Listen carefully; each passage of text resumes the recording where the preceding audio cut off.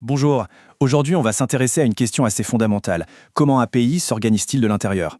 On va plonger au cœur de ce sujet pour explorer les différentes manières dont le pouvoir est structuré à travers le monde.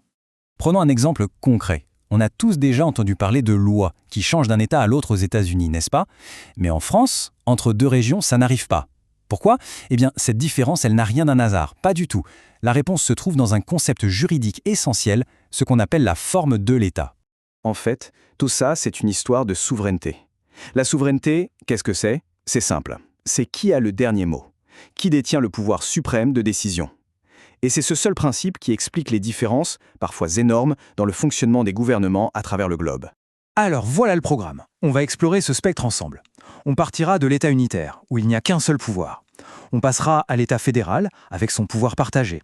Puis on ira voir la Confédération, qui est plutôt une alliance de pouvoirs. Et pour finir, on mettra tout ça côte à côte pour que ce soit bien clair. Allez, on commence par le début du spectre, le modèle le plus centralisé qui soit, l'État unitaire. Alors, un État unitaire, dans sa version la plus pure, c'est un État où tout le pouvoir vient d'un seul et même endroit. Il y a un seul gouvernement, un seul parlement, et la souveraineté, elle, est indivisible. Elle appartient en totalité à ce pouvoir central, qui est souvent dans la capitale. Mais attention, même dans ce modèle très centralisé, il y a des nuances. On a d'abord la concentration.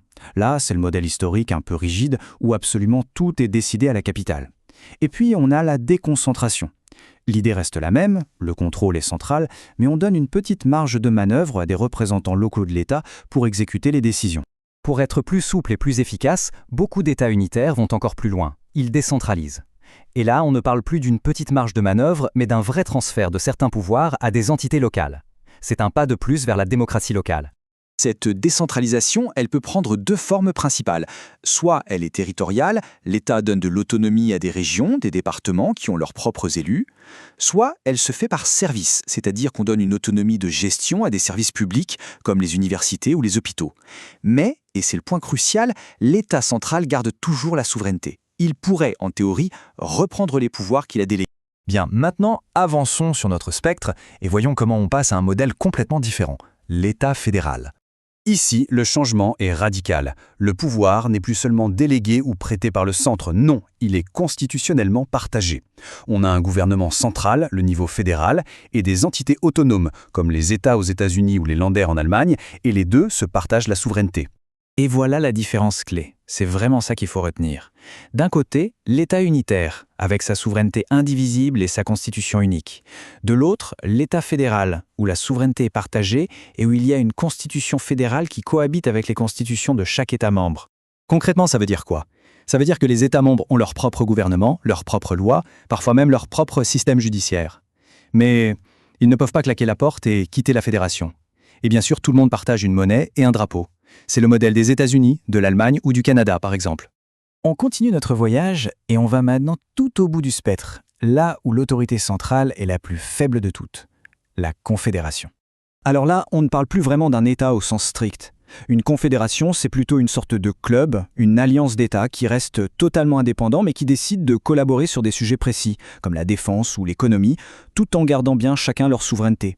Et le point absolument fondamental ici, c'est que chaque membre de la Confédération reste maître chez lui.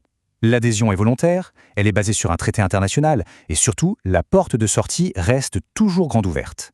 La souveraineté n'est jamais transférée. La différence avec une fédération est donc très nette.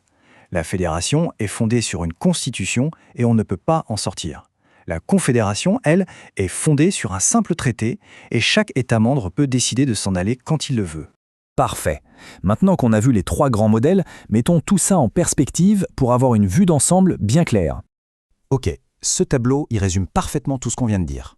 Regardons ensemble la ligne souveraineté, c'est vraiment la plus parlante. On voit bien le glissement, la gradation. On part d'un pouvoir totalement centralisé, dans l'État unitaire, il devient partagé dans le modèle fédéral et il finit par être complètement détenu par chaque État membre dans la Confédération. C'est vraiment ça, le cœur de la différence.